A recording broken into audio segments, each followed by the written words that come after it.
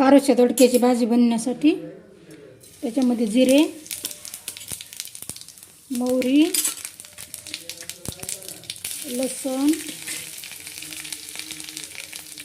कांदा, दोडक्याच्या भाजीला पाणी टाकायचं नाही.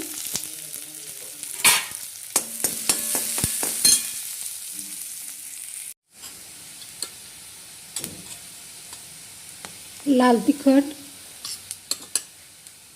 हळद,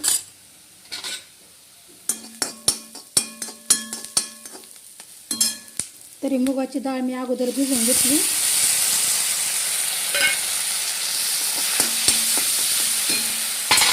त्याच्यानंतर दोडका धुवून घेतला. मला चांगला परतून द्यायचं आणि याच्यावर झाकण ठेवायचं. थोड्या वेळ पाणी टाकायचं नाही. त्याला मी टाकले तिखट, मीठ आणि मोठालं शेंगदाण्याचं कूट टाकायचं आणि झाकून ठेवायचं.